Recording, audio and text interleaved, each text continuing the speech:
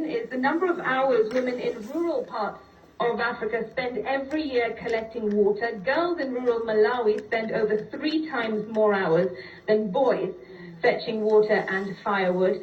1 in 10 girls miss class or drop out of school entirely due to their monthly periods, and the statistics go on. What do you make of these statistics vis-a-vis the continent's progress when we talk about women's empowerment? Thank you very much for the opportunity, and I would like to wish all your viewers a happy International Women's Day. So I think you have touched on some statistics, and as you rightly said, there's more. The thing is, since 1911, the world has been celebrating International Women's Day. It's a way of highlighting progress that's been made towards gender equality and empowerment of women.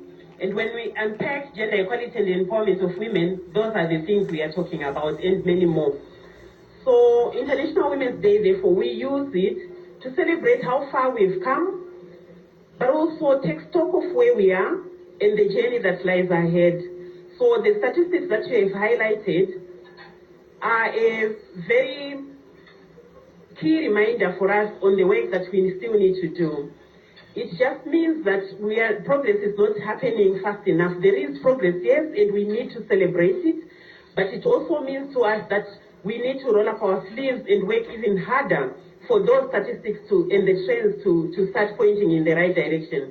Because we are looking at 2030, which is the deadline for the SDG agenda, and most of those statistics we are not going to be able to reach. And we know that COVID-19 also rolled us back in many ways. So for me, progress is happening, but it's not happening fast enough. And that's where we need to all come in and say, who else are we missing on the table? What else needs to be done? Which other partnerships do we need to bring? And perhaps different ways of working so that we accelerate that progress and start talking about enjoying equality in our generation, not some 300 years away. Thank you so much. Dr. Asha, why is that progress not happening fast enough? We're in 2023 now. What is stopping us? What are the challenges? Thank you very much. I think, like Anna said, it's important to, of course, first acknowledge that there's progress, but not enough because many of the issues, I think even in the other panel, we had quite a few examples. For me, I think, first of all, it comes from the realization that there is a problem and there is a gap. I think we are all not conscious enough about the issue. And I think that is the starting point, because if we identify that this is the problem or this is a gap, then it's easier to start talking about what can be done to cover the gap. Because sometimes you sit in some discussions and there's still people who feel that maybe we are overdoing it. A lot has been done over the years, and some of these statistics look like they're very far-fetched. But I think when we start to put individuals' names to these statistics, I think that's the only time we realize that actually it is a big problem. And if we continue in this way, then we will never be able to deal with this gap. So consciously, first of all, accepting that we have a problem. We are not doing as much as we should. But on the good side, on the positive side, we have a lot going for us to be able to put it up. I mean, God rest her soul in peace. You've just talked about the late Honorable Grace Onyango and many others who came before us. When we were younger, we used to look up to them. They started this struggle many years ago. Why are we still struggling in the same way? So there is something that we still need to put at the center. You know, the elephant in the room, we are still not putting our finger exactly on what that is. Thank you. And once we do, we will go miles and miles ahead. Nancy, I'll bring you in now.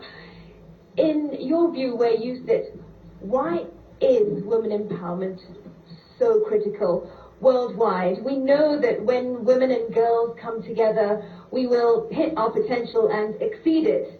and change the world. But on a serious note, why should we keep having these conversations? Why must we keep taking action and not give up? Thank you for that question, and good evening, everyone. Happy Women's Day to everyone. Now, this is not a good thing to have. It's not a good thing to have. It's not enough to have a good. To have a good thing. Like it's a smart thing is the right thing to do. When we have women, more women in C-suite, and research has shown this. Not one research, not two, but several of them. Listen to speakers at World Economic Forum events. Listen to professors from Harvard or anywhere else. It shows that having more women in the C-suite level actually contributes to the net profits of every business, right? And when you think about the ripple effect of the role modeling that women do when they are at the top, it's a ripple effect that we most probably cannot, we would spend a lot of time quantifying that. It's a ripple effect that speaks to the girl who is in the village who does not know about her future. It's a ripple effect that actually can bring all those diversity, can bring these girls to contribute positively to the business world. I want to give a personal story. This woman seated in front of you one day went to school without shoes.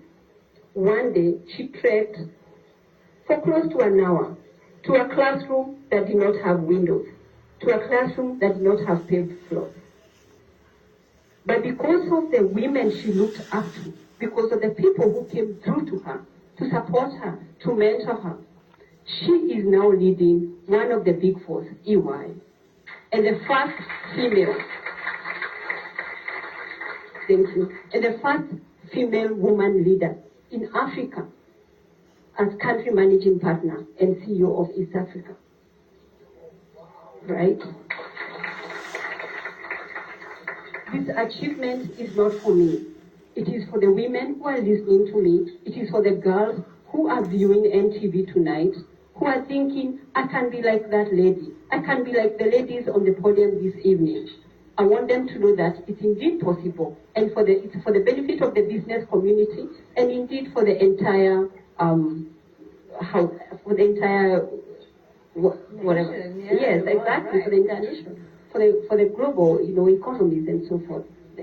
Thank you so much. That truly is inspiring to many, no doubt. Peris, you operate in well, I'm not sure if you, but the industry that you're in, asphalt, is a very male-dominated environment. And we touched on this in the other panel, but this is a fresh panel, and I want to ask you, from your experience, how important or significant is the male perception of women empowerment and women equity for women? Thank you very much, Smirti, and happy International Women's Day to all the women here and across the country. I think I will mention something that was mentioned by the former President Barack Obama when he visited Kenya. As a president, he said one of the things that we cannot do, or men cannot do, is play with half of the team, not part of it. Women represent a very large percentage of the population in this country. Having that perception as a man and in leadership, and understanding that you must bring in the women to be able to present a full team representation from a perception perspective is very, very critical. What does that mean in your day-to-day operations as a man, where you play as a leader, where you have grown up in social norms or traditional norms that are always giving the man an upper hand? How do I bring in the women that are with me to the table in order to make decisions, in order to be given the same opportunities in terms of training, in terms of exposure, in terms of internship, as an example, in terms of maybe shadowing the CEO, even when there's no position to be created, or per se, let's say we are working on a sustainability program or career succession planning. Why don't you pick out a woman and bring them to the table and show them that you can also you can also do this. You have the capability to make the decisions as much as I am, even if I am the man. Allowing them to make decisions without having to sort of show them this is the way you should go, allowing them to thrive even in their feminine energy. I cannot operate like a man. I'm a woman. So even if I come to work and I operate as a woman, I am operating in an environment that I am comfortable in and an environment that allows me to be successful in who I am. Thank you so much. Dr. Asha, here's a big question for you. What would it take to perhaps ignite that paradigm shift to ensure that women globally are empowered?